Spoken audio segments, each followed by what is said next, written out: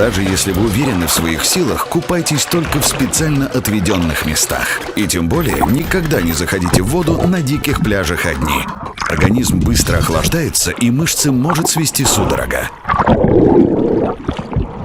Если у вас судорога, постарайтесь не поддаваться панике, даже несмотря на сильную боль.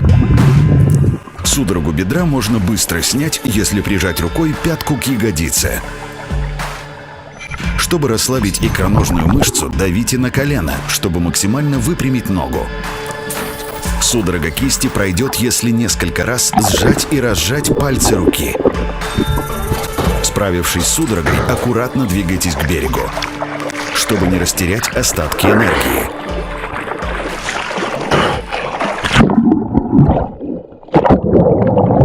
Если вы чувствуете, что силы закончились, кричите и зовите на помощь. Но важно не растратить на крик последние силы.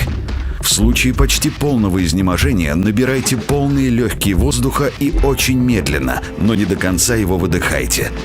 Не бейте руками по воде. Медленно, плавно двигайте ими в самой толще.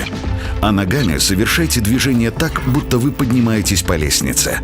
Попробуйте перевернуться на спину и удерживаться на воде в этом положении, мягкими движениями двигаясь к берегу. Также можно попробовать сжаться поплавком, сделать вдох и погрузить лицо в воду, обняв колени руками. Все это должно помочь восстановить энергию. Но если сил нет даже на это, и вы уходите под воду, постарайтесь набрать больше воздуха в легкие, чтобы некоторое время пробыть под водой. Там все предметы становятся легче, и ваше тело сможет хоть немного отдохнуть. В жизни люди тонут не так, как в кино. На первый взгляд кажется, что с ними все в порядке. Человек не кричит, не машет руками. Все, на что хватает сил тонущему, вдыхать и выдыхать. Но признаки, что человек тонет, это рот на уровне воды, запрокинутая голова, движение, будто человек плавает на месте или карабкается по лестнице. Если вы заметили тонущего с берега, обязательно снимите свою обувь, хотя бы тяжелую одежду, выверните карманы.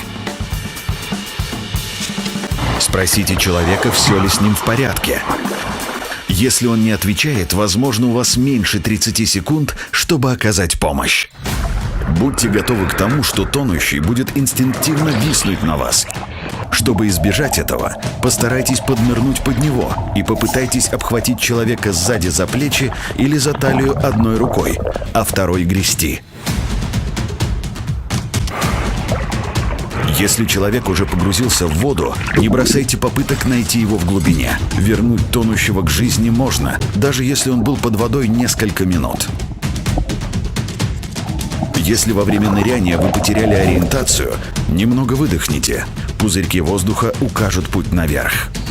Если тонущий потерял сознание, тащите его, взяв рукой под подбородок или за волосы так, чтобы его голова все время находилась над водой.